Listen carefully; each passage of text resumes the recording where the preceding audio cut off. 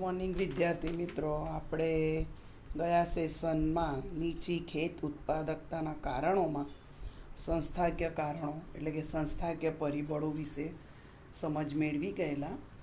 સંસ્થાકીય પરિબળોમાં આપણે જમીન મહેસૂલ ઉઘરાવવાની પ્રથા, મહેસૂલ એટલે કે રેવન્યુ, એક પ્રકારનો કરજ જેને આપણે જમીન ઉપર વસૂલ કરે છે, જેને ભાડું શાંત તરીકે પણ ઓળખવામાં આવે છે. હું તમને સમજૂતી આપી ગયેલી. બીજું ખેત ધિરાણ, ત્રીજું કૃષિ પેદાશોની વેચાણ વ્યવસ્થા અને ગ્રામીણ સમાજ વ્યવસ્થા.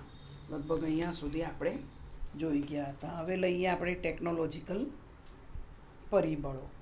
તો વૈજ્ઞાનિક ઢબે આધુનિક સાધનનો ઉપયોગ આપણે ત્યાં હજુ પણ થતો નથી, કેમ કે ખેડૂત મજૂર એ રૂઢિચુસ્ત, અભણ, નવા વિચારો, નવી પદ્ધતિ જલ્દીથી અપનાવતા નથી. તો ટેકનોલોજીકલ પરિબળોના કારણે પણ આપણે ત્યાં ખેત ઉત્પાદકતા નીચી છે.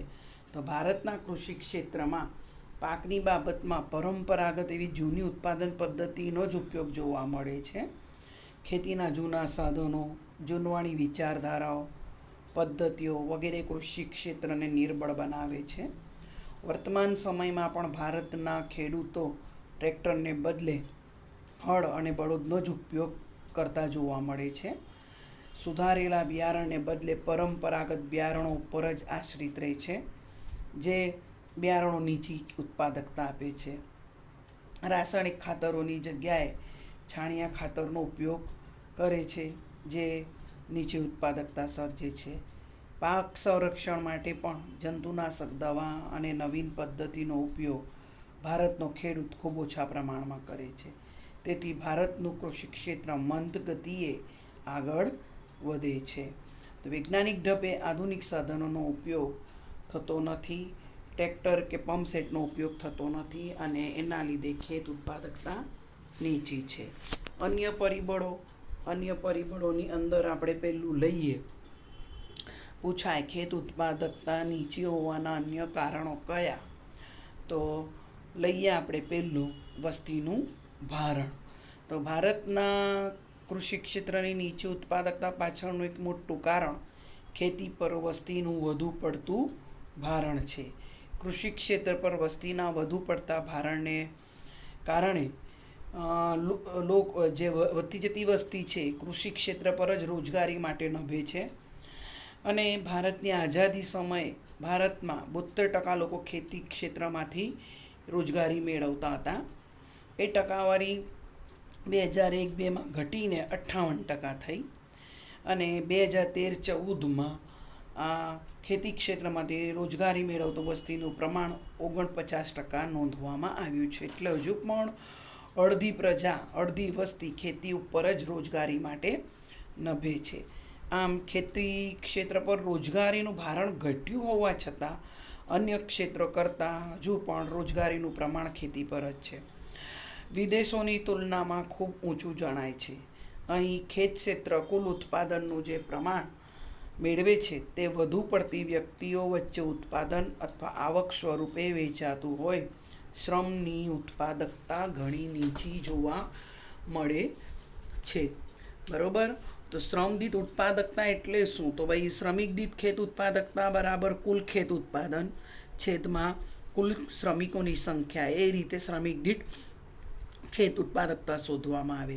અને હેક્ટર દીઠ ખેત ઉત્પાદકતા શોધવી હોય તે રીતે હેક્ટર દીઠ ખેત ઉત્પાદન બરાબર કુલ ઉત્પાદન છેદમાં વાવેતર હેઠળનો કુલ વિસ્તાર. બરોબર? આગળ આપણે લઈએ વસ્તીનું ભારણ અન્ય પરિબળોમાં પહેલું, અને બીજું લઈએ આર્થિક આયોજનનો અભાવ.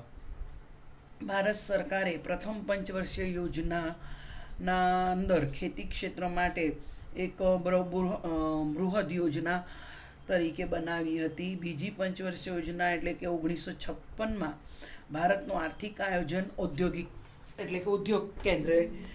ઉદ્યોગો કેન્દ્રિત બન્યું. ભારત સરકાર ઉદ્યોગોના વિકાસ પાછળ જેટલા પ્રયત્નો, સમય ફાળવણી, ખર્ચ કરે છે તેટલું પ્રદાન તેણે ખેતી ક્ષેત્રને આપ્યું નથી. સરવાળે એમ કહી શકાય કે ભારતનું કૃષિ ક્ષેત્ર અનિયમિત અને મંદ દરે વિકાસ કરતું ક્ષેત્ર હોવાથી સરકાર પણ કૃષિ ક્ષેત્રને જરૂરી પ્રમાણમાં સહાયક બની નથી. અને આ જ કારણથી ભારતની અંદર કૃષિ ક્ષેત્રની સ્થિતિ ચિંતાજનક છે. હાલમાં પણ આ જ પરિસ્થિતિ ચાલે છે. રાજકીય કાવા દાવાની અંદર ખેડૂતોનો મરો અને એના ઉપરથી આ ઉત્પાદકતા નીચી. બરાબર. પાક સંરક્ષણ વિશે પૂછાય કે પાક સંરક્ષણ એટલે શું? તો ખેત ઉત્પાદનની વિવિધ રોગો, જીવજંતુઓ, પશુ પંખીઓથી થતા નુકસાન સામે રક્ષણ આપવું તેને પાક સંરક્ષણ કહીશું.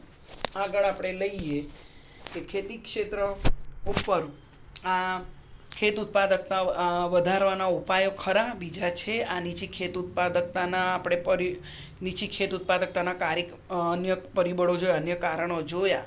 તો ખેત ઉત્પાદકતા વધારવાના ઉપાયો તો એ બધું આપણે આવનારા સેશનની અંદર જોઈશું. ખેત ઉત્પાદકતા વધારવાના ઉપાયો, જે સંસ્થાકીય સુધારાઓ, ટેકનોલોજીકલ સુધારાઓ કયા થયા એ. Thank you.